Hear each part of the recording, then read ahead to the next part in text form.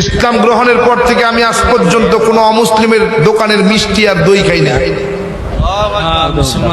কারণ কি জানেন? আমরা কোনো কিছু পবিত্র করতে গেলে, দোয়ার অনুষ্ঠান, মিলাদ করতে গেলে আমরা গোলাপ জল ছিটাই নি, ছিটাই নি গোলাপ জল ছিটাই কেন? বলে এটা পবিত্র জিনিস, পবিত্র করার জন্য, একটু ঘ্রাণ বাড়ার জন্য, পবিত্র করার জন্য এটা আমরা ছিটাই। ওরা সবকিছু পবিত্র বানানোর জন্য কি ব্যবহার করে জানেন? গরুর প্রস্রাব। ওই মিষ্টির মধ্যে, দইয়ের মধ্যে এটা না দিলে ওটা পবিত্র হয় না।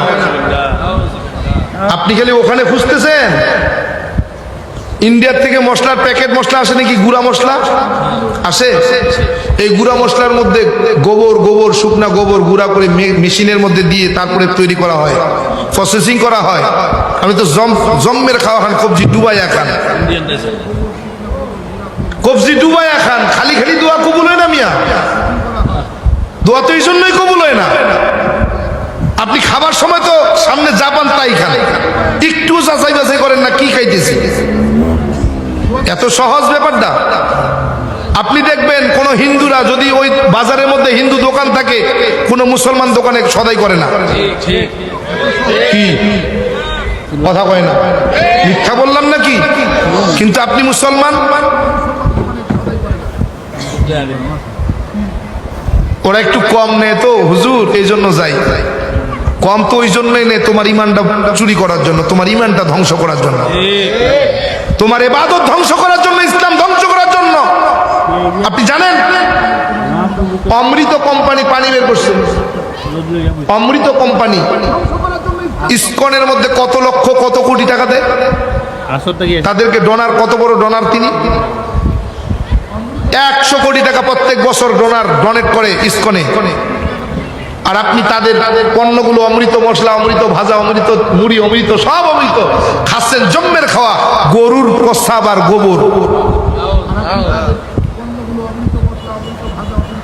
কি বেজার হইলেন? হনগে সতর্ক করার দরকার করলাম। ইসকনের ইমান বিধ্বংসীকারী আরেকটা কাজ আছে, লাভ জিহাদ। কি জিহাদ? লাভ জিহাদ। অমুসলমান যুবক আর যুবতীদেরকে তারা এমন ভাবে প্রেমের ফাঁদে ফেলে তাদের ঈমান ধ্বংস করতেছে, আপনি কল্পনা করতে পারবেন না। প্রেমের ফাঁদে ফেলে এমন প্রলোভন দিয়ে তাদেরকে হিন্দু হতে বাধ্য করা হচ্ছে। আপনার সন্তানের খোঁজ আপনি রাখেন না, আপনার সন্তান কোথায় চলছে, কার সঙ্গে চলছে খেয়াল করার সময় নেই আপনার, এত ব্যস্ত আপনি। ওই ঢাকার সুপ্রিম কোর্টে একজন মহিলা অ্যাডভোকেট আছে হিন্দু, যিনি 1862 সালের আইন ব্যবহার করে মুসলমান আর হিন্দু যুবক আর যুবতীর বিবাহ বন্ধনে আবদ্ধ করে বিবাহ পড়ায়।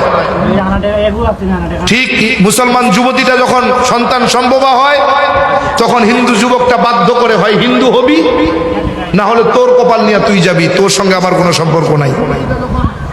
মুসলমান যুবতীটা বাধ্য হয় তখন হিন্দু হতে। যখন হিন্দু হয়ে যায়, ইন্ডিয়া পাচার করে তাকে পতিতালয়ে দিয়ে দেয়।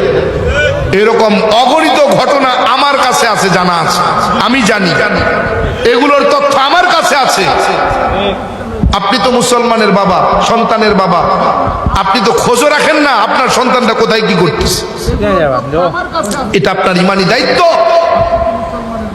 ইসলামকে বাঁচানোর জন্য আপনার খোঁজ রাখতে হবে, আপনার সন্তানটা কোথায় যাচ্ছে, কার সঙ্গে মিশছে, কার সঙ্গে উঠছে বসছে, কার সঙ্গে চলাফেরা করছে, এটা আপনার দায়িত্ব। এই কথাগুলো বলি না, আমি ইসকনের নজরদারিতে আছি। যে কোনো মুহূর্তে হয়তো আমাকে ইসকন তুলে নিয়ে যাবে, এটা আমি জানি। এরপরেও বলছি কেন? না বললে কি হতো, যাক না গল্লায় না, এটা আমার ইমানি দায়িত্ব। আমার ইমানি দায়িত্ব, আমার মুসলমান ভাই বোনদেরকে রক্ষা করা আমার দায়িত্ব, তাদেরকে বিপদ থেকে উদ্ধার করা আমার দায়িত্ব, তাদেরকে সতর্ক করা আমার দায়িত্ব। এই জন্য বলছি।